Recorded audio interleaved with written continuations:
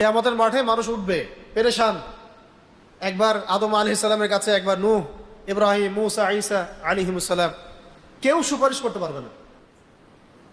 নবী করিম সাল্লাল্লাহু আলাইহি ওয়াসাল্লাম সুপারিশ করবেন এবং তার সুপারিশে বিচার শুরু হবে। আবার তার সুপারিশেই বহু কবিরা গুনাহগার ব্যক্তি জাহান্নাম থেকে জান্নাতে যাবে। আমরা আমাদের নবীজিকে চিনি নাই এখনো।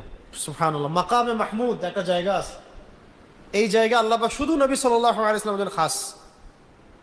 মাকামে মাহমুদ, হাউজে কাউসার শুধু নবী সাল্লাল্লাহু আলাইহি ওয়াসাল্লামের জন্য খাস। মানুষ পিপাসায় জর্জরিত, কোথাও পানি নাই, পানি পেতে হলে ওইখানে যেতে হবে। কোথায়? হাউজে কাউসার। আর যে নবীর ব্যাপারে আমরা জানলামই না, চললামও না তার দেখানো পথে, আমাদের চোখের সামনে আমরা বেঁচে থাকতে তাকে গালি দিয়ে চলে গেল মানুষ, তার নবুয়তকে চ্যালেঞ্জ করে মানুষ দাওয়াতের কাজ করলো, আমাদের বেঁচে থাকতে তার সামনে কি মুখ দেখাবেন? নবী এই জন্য বলবেন তো, সুহকান সুহকান লিমান গায়্যারা বা'দি, দূর হও আমার সামনে থেকে যারা আমার পরে দিনকে বিকৃত করেছে, যারা আমার পরে দিন ইসলামকে বিকৃত করেছো, দূর হও আমার চোখের সামনে থেকে, দূর হও। সেদিন নবীজি বলবেন এভাবে। নবী সাল্লাল্লাহু আলাইহি ওয়াসাল্লামের সুপারিশ ছাড়া বিচার শুরু হবে না, হাউজে কাউসার পাবে না পানি।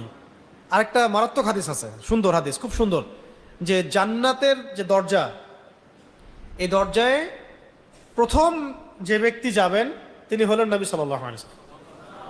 তিনি যখন জান্নাতের দরজায় নক করবেন, তখন জান্নাতের ফেরেশতারা, মানে যে রক্ষাকারী ফেরেশতারা দরজায় যারা থাকবেন, তারা বলবেন যে আপনি কে? তখন নবী সাল্লাল্লাহু আলাইহি ওয়াসাল্লাম বলবেন যে আমি মুহাম্মদ সাল্লাল্লাহু আলাইহি ওয়াসাল্লাম। এবং বলা হবে যে আমাদেরকে আদেশ করা হয়েছিল যে আপনি আসার আগে যেন আমরা দরজা না খুলি। তাহলে সেই নবীর সম্পর্কে আমরা জানি না।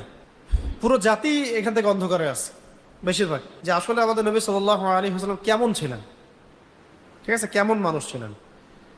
অনেক কথা হয়তো আমি বলবো, কিন্তু এত সুন্দর করে গুছিয়ে হয়তো বলতে পারবো না, এই জন্য বইয়ের মধ্যে লেখা আছে এই কথাগুলো, এই জন্য বলে দিচ্ছি। রাসূলুল্লাহ সাল্লাল্লাহু আলাইহি ওয়াসাল্লাম সবচেয়ে সাহসী ব্যক্তি ছিলেন। কেমন ছিলেন? আমাদের সমাজে এমন বহু এলেমওয়ালা মানুষ আছে, কোরআন হাদিসের এলেমওয়ালা মানুষ আছে, সাহস নাই। যেই ইলম আপনাকে সাহসী বানাইতে পারলো না, সেই ইলম দিয়ে আপনি ধুয়ে পানি খান। আবার অনেক সময় দেখা যায় জেনারেল শিক্ষিত অনেক ছেলে বা মানুষ আছে সমাজে, কোরআন সুন্নাহর জ্ঞান এত বেশি নাই, কিন্তু অনেক সাহসী। আল্লাহ পাক এই ভাইদেরকে কোরআন সুন্নাহর জ্ঞান দান করুন। রাসূলুল্লাহ সাল্লাল্লাহু আলাইহি ওয়াসাল্লাম সবচেয়ে সাহসী ছিলেন, সবচেয়ে দূরদর্শী ব্যক্তি ছিলেন।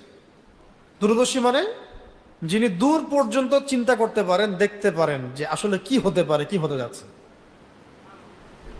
দূরদর্শিতা, দূরদর্শিতা, প্রজ্ঞা, দূরদর্শিতা। যেমন খিদর আলাইহিস সালাম নৌকা ফুটা করে দিয়েছিলেন, কেন?